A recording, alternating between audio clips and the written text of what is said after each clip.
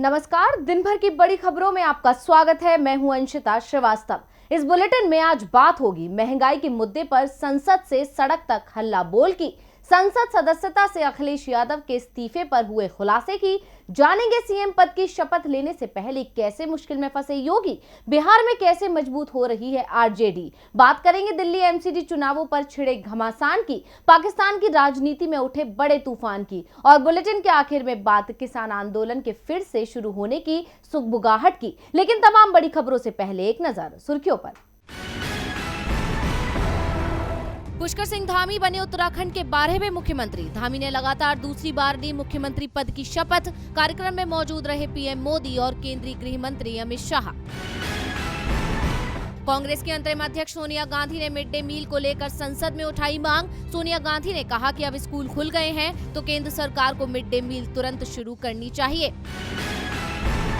UP में कल से शुरू होंगी 10वीं 12वीं की परीक्षाएं। परीक्षा व्यवस्था पर नजर रखने के लिए कंट्रोल रूम तैयार। परीक्षा 24 मार्च से शुरू होकर 20 अप्रैल तक रहेंगी जारी। गिरावट के साथ बंद हुआ शेयर बाजार। सेंसेक्स 304 अंक से फिसलकर 57,684 पर हुआ बंद। निफ्टी 69 अंक से फिसलकर 17,245 पर हुआ बंद। तो अब सुर्खियों के बाद बात आज की सबसे बड़ी खबर की। महंगाई पर सरकार की पकड़ फिर ढीली पड़ गई। गैस, डीजल, पेट्रोल की कीमतें तेजी से बढ़ती जा रही हैं और सरकार की महंगाई के पीछे विदेश कारण खोज रही है। लेकिन विपक्ष ने इस बार महंगाई को लेकर सरकार को घेर लिया है। संसद से सड़क तक हंगामा मचा हुआ है। देखिए ये रिपोर्ट।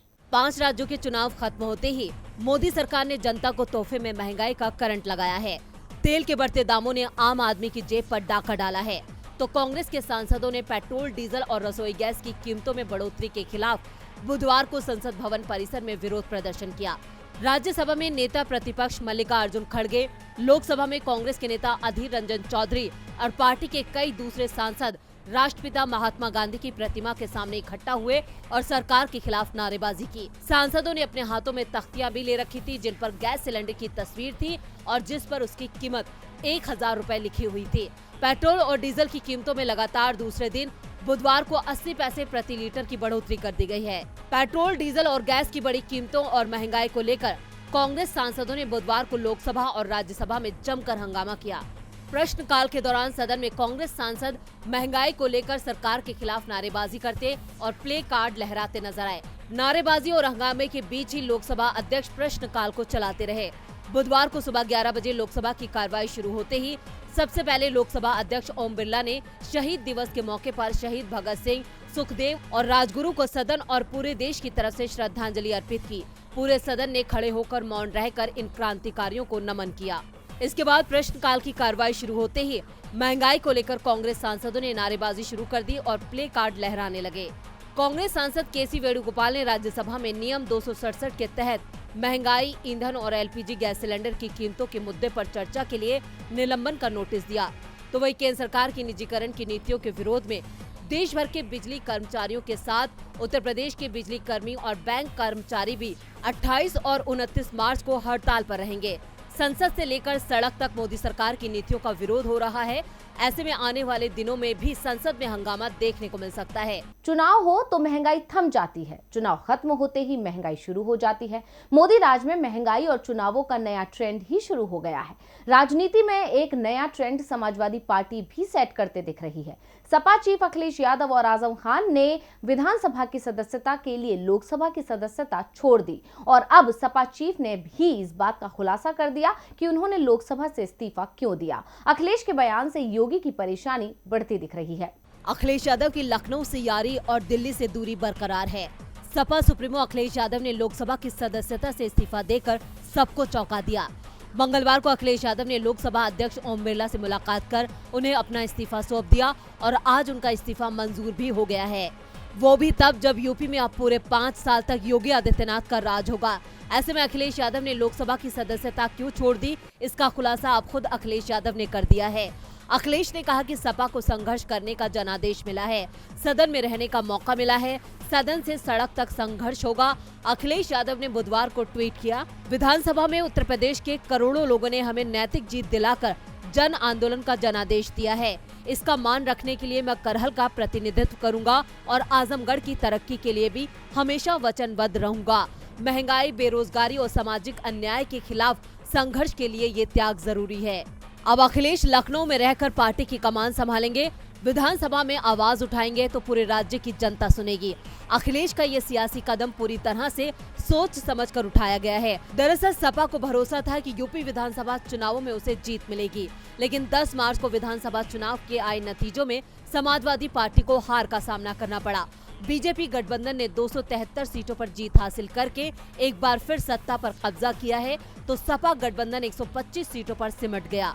अखिलेश यादव ने 2027 को ध्यान में रखकर यूपी की राजनीति में ही सक्रिय रहने का फैसला किया है।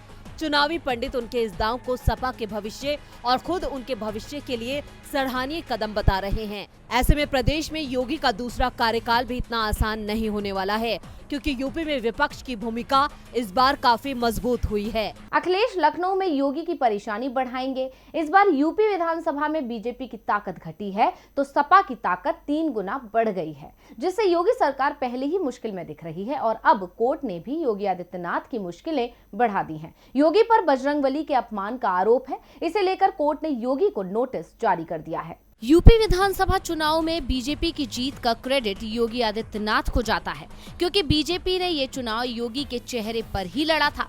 अब 25 मार्च को योगी दोबारा प्रदेश के सीएम बनेंगे।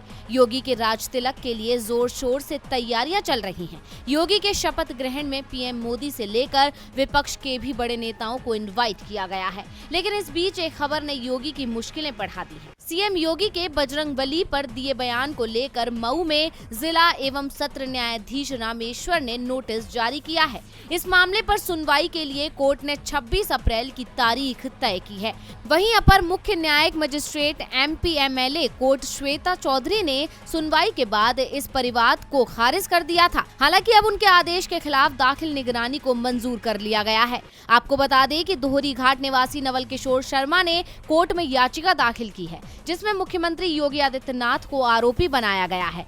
याचिका में कहा गया है कि मुख्यमंत्री योगी आदित्यनाथ प्रभावशाली राजनीतिक व्यक्ति और गोरक्ष पीठ के महंत हैं। उनका बयान देश, प्रदेश और प्रत्येक धर्म, जाति, वर्ग एवं समुदाय के लिए महत्व रखता है। योगी पर आरोप है कि उन्होंने राजस्थान में 28 नवंबर 2018 को अलवर जिले के मालाखेड़ा में सार्वजनिक सभा में कहा था कि बजरंगबली ऐसे लोक देवता हैं जो स्वयं वनवासी हैं, गिरवासी हैं, दलित हैं, वंचित हैं। योगी के खिलाफ दायर याचिका में कहा गया कि सीएम योगी के बयान से बजरंगबली में आस्था रखने वाले समुदायों की भावना आहत हुई है।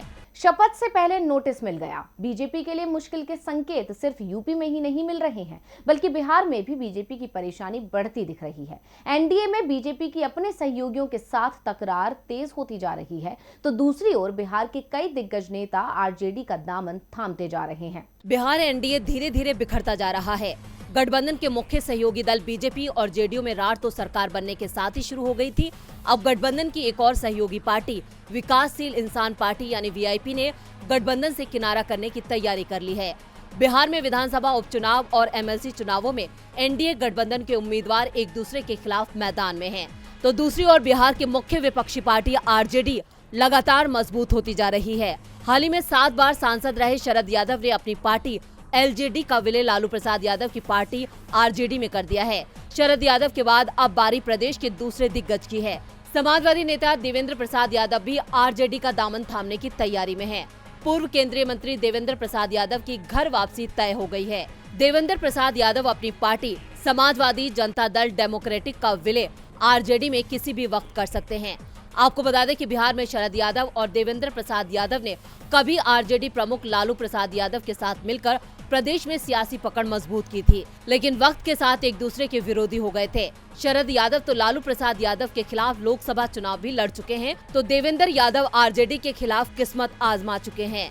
शरद यादव 3 दशकों से अधिक समय के बाद वे अब दोबारा लालू प्रसाद यादव के साथ आए हैं।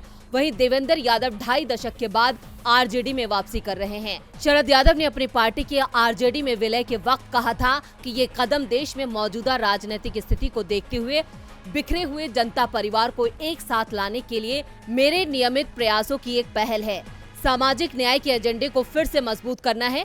विपक्ष तो खुद को मजबूत कर रहा है, लेकिन बिहार की गठबंधन सरकार टूटने के कगार पर आ गई है। ऐसे में इसका फायदा राज्य की विपक्षी पार्टी यानी आरजेडी उठाती नजर आ रही है।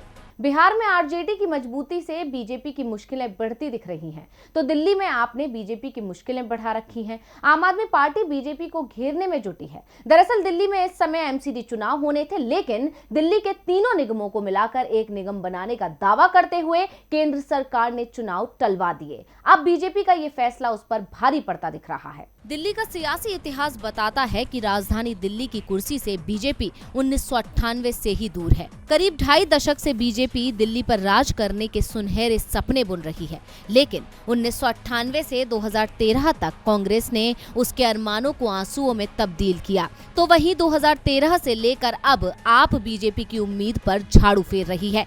हालांकि बीजेपी भले ही सत्ता तक ना पहुंच पाई हो, मगर 1.5 दशक से वो नगर निगम पर राज कर रही है, लेकिन इस बार उसकी राह थोड़ी मुश्किल लग रही है। इसीलिए वो कानून बदलकर किंग बनने की कोशिश कर रही है। मोदी सरकार ने तीनों नगर निगमों के विलय का फैसला किया है। चुनाव से पहले मोदी सरकार शीला दीक्षित के फैसले को बदल तीनों नगर निगमों को एक करने के लिए कानून ला रही है। दरअसल जनवरी 2022 में कांग्रेस की शीला दीक्षित सरकार ने दिल्ली नगर निगम को 3 हिस्सों में बांट दिया था। इसके बाद नॉर्थ दिल्ली, साउथ दिल्ली और ईस्ट दिल्ली नगर निगम बन गई थी। बताया जा रहा है कि संसद की मोहर लगने के बाद तीनों नगर निगमों को भंग कर दिया जाएगा और फिर चुनाव कराए जाएंगे। मोदी सरकार के इस फैसले को चुनाव की नजर से देखा जा रहा है। इस फैसले से बीजेपी केजरीवाल को कमजोर करना चाहती है। दरअसल तीनों नगर निगमों के एक होने से बीजेपी केजरीवाल सरकार पर फंड रोकने का आरोप लगा सकती है। इसके अलावा तीनों नगर निगमों में काम कर रहे कर्मचारियों को भी भुना सकती है। बीजेपी का आरोप है कि सैलरी नहीं मिलने से कर्मचारी अक्सर हड़ताल करते रहते हैं। एक बड़ी वजह ये है कि बीजेपी मुख्यमंत्री अरविंद केजरीवाल की ताकत कमजोर करना चाहती है। अगर तीनों नगर निगम एक हो जाते हैं और एक ही मेयर होता है तो उसकी ताकत मुख्यमंत्री के बराबर हो जाएगी। इतना ही नहीं, खबर ये भी है कि निगम में दिल्ली सरकार का दखल कम करने के लिए मेयर इन काउंसिल की व्यवस्था भी की जाएगी। यानी साफ है कि बीजेपी केजरीवाल सरकार को दबाव में रख पर्दे के पीछे से दिल्ली पर राज करना चाहती है, जिसका आप विरोध कर रही है। अरविंद केजरीवाल ने एमसीडी के एकीकरण के नाम पर चुनाव टालने को लेकर बीजेपी पर निशाना साधा है। केजरीवाल ने चुनौती भरे अंदाज में कहा कि आज चुनाव हो तो बीजेपी की हार तय है। हार से बचने के लिए ही बीजेपी चुनाव कराने को तैयार नहीं है। अगर अभी एमसीडी चुनाव हो जाएं तो दिल्ली की जनता आपको ही चुनेगी और अगर जीत बीजेपी को मिली तो मैं राजनीति से ही संन्यास ले लूंगा। केजरीवाल ने कहा कि तीनों एमसीडी एक करने के नाम पर चुनाव टालना एक साजिश है। आज बीजेपी हार के डर से एमसीडी का चुनाव टाल रही है। 6 महीने बाद वो गुजरात विधानसभा चुनाव भी हार के डर से टाल सकते हैं और केंद्र सरकार दावा कर सकती है कि गुजरात और महाराष्ट्र को फिर एक किया जा रहा है, इसलिए चुनाव नहीं कराए जा रहे हैं। सच ये है कि बीजेपी को दिल्ली और गुजरात सभी जगह हार मिलने का डर है। एमसीडी में किसकी सत्ता आएगी ये चुनावों के बाद ही तय होगा, लेकिन पाकिस्तान में अभी जो हालात हैं उसमें पाकिस्तानी पीएम इमरान खान की कुर्सी जाते हुए जरूर दिखाई दे रही है। पाकिस्तान में 28 मार्च को अविश्वास प्रस्ताव पर वोटिंग होनी है, लेकिन वोटिंग से पहले ही जो संकेत मिल रहे हैं उसमें साफ है कि इमरान खान हार मान चुके हैं। इमरान को पाकिस्तान की सत्ता में लाने में वहाँ की सेना ने बड़ी भूमिका निभाई थी, जिसके चलते पाकिस्तान में विपक्षी दल इमरान खान को इलेक्टेड की जगह सिलेक्टेड पीएम कहते रहे हैं। लेकिन सेना के दुलारे इमरान खान अब उसकी आंखों की किरकिरी बन गए हैं। पाकिस्तानी सेना चीफ कमर जावेद बाजवा के खिलाफ इमरान ने मोर्चा खोला तो अब उनकी कुर्सी संकट में फंस गई है। विपक्ष इमरान खान के खिलाफ अविश्वास प्रस्ताव लेकर आया है, जिस पर 28 मार्च को वोटिंग होनी है। सरकार बचाने के लिए इमरान खान 18 मार्च को सेना प्रमुख से मिले और पुराने गिले शिकवे भुलाकर एक बार फिर उनकी मदद करने को कहा, लेकिन बाजवा ने साफ कर दिया कि वो तटस्थ रहेंगे। जिसके बाद अब इमरान सेना के खिलाफ भी आग उगलने लगे हैं। उन्होंने सेना की तुलना जानवरों से कर दी। इमरान खान ने एक रैली में कहा कि इंसान किसी न किसी का पक्ष लेते हैं और केवल जानवर ही तटस्थ होता है। हालांकि सेना ने इमरान के बयान पर अब तक रिएक्ट नहीं किया है। इस बीच मुख्य विपक्षी दल पाकिस्तान मुस्लिम लीग नवाज सेना के साथ संबंध सुधारने में जुट गया है। PMLN के अध्यक्ष शाहबाज शरीफ ने दावा किया है कि सेना प्रमुख ने नवाज शरीफ की तारीफ की है और उन्हें सेना का ख्याल रखने वाला नेता बताया है, जबकि इमरान खान ने सेना प्रमुख के रास्ते में मुश्किलें खड़ी की हैं। पाकिस्तानी मीडिया रिपोर्ट्स में तो ये भी दावा किया जा रहा है कि 28 मार्च को अविश्वास प्रस्ताव की वोटिंग से पहले इमरान खान इस्तीफा दे सकते हैं। इमरान खान को हटाने के नाम पर तो पूरा विपक्ष एकजुट है, लेकिन विपक्ष का नेता कौन होगा, इसे लेकर अभी तक सहमति नहीं बन पाई है। PMLN की ओर से जो संकेत मिल रहे हैं उससे साफ है, या तो शहबाज शरीफ PM की कुर्सी संभालेंगे या फिर सेना के हवाले पाकिस्तान की सत्ता कर दी जाएगी। कुछ समय सत्ता संभालने के बाद पाकिस्तान की सेना देश में नए चुनाव करा सकती है। और बुलेटिन के आखिर में बात किसान आंदोलन की। दिल्ली में किसानों का आंदोलन एक बार फिर शुरू हो सकता है और इस बार किसानों के गुस्से का सबसे बड़ा कारण है मोदी सरकार की वादा खिलाफी। सरकार उन सभी वादों से अब पीछे हटते दिख रही है जो उसने किसानों से किए थे और सरकार के वादों पर भरोसा कर किसानों ने आंदोलन स्थगित कर दिया था। अब किसानों को यह भी डर लग रहा है कि कहीं मोदी सरकार फिर से कृषि कानून ना ले आए। किसानों के दबाव में पीएम मोदी ने कृषि कानून वापस ले लिए, किसानों की दूसरी मांगों को पूरा करने का आश्वासन भी दे दिया। सरकार किसानों को झूठी तसल्ली देकर और बहला फुसला कर घर वापस भेजने में तो कामयाब हो गई, लेकिन किसानों के घर पहुंचते ही सरकार उनसे किए सभी वादे भूल गई, जिसके चलते एक बार फिर किसान सरकार के खिलाफ आवाज उठाने को मजबूर हो गए हैं। दरअसल किसानों ने सरकार के सामने 7 मांग रखी थी और सरकार ने उन्हें जल्द से जल्द पूरा करने का लिखित आश्वासन भी दिया था, लेकिन अब सरकार किसी भी मांग को पूरा करने के लिए तैयार होती नहीं दिख रही है। अब तक कोई भी मांग पूरी नहीं की गई है, जिसमें MSP की मांग भी शामिल है, जिसे लेकर किसान लंबे समय से आवाज उठा रहे थे। नाराज किसानों ने फिर से सड़क पर उतरने का ऐलान कर दिया है। किसान संगठनों ने दावा किया कि न्यूनतम समर्थन मूल्य की गारंटी की अपनी मांग के पूरा होने तक वो चुप नहीं बैठेंगे। किसानों के कुछ संगठनों ने एक नया मोर्चा बनाने की घोषणा भी की है। मोर्चा का कहना है कि वो आंदोलन चलाएंगे और किसानों को जागरूक करने के लिए 6 महीने में देश के हर सूबे के सभी जिलों का दौरा किया जाएगा। स्वाभिमानी पक्ष संगठन के नेता और महाराष्ट्र के सांसद राजू शेट्टी ने कहा कि हम MSP गारंटी किसान मोर्चा के बैनर तले एक आंदोलन शुरू करेंगे। अगले 6 महीनों में हम MSP के बारे में जागरूकता पैदा करने के लिए हर राज्य के हर जिले का दौरा करेंगे। उन्होंने कहा कि इस मुद्दे पर देशव्यापी आंदोलन की घोषणा के लिए राजधानी में 3 दिवसीय किसान सम्मेलन आयोजित किया जाएगा। शेट्टी ने कहा कि गन्ना किसानों को भुगतान के लिए केंद्र द्वारा तय किए गए उचित लाभकारी मूल्य की तर्ज पर किसानों को उनकी कृषि उपज के लिए MSP मिलनी चाहिए। तो आज इस बुलेटिन में बस इतना ही। देखते रहिए DV लाइव। नमस्कार।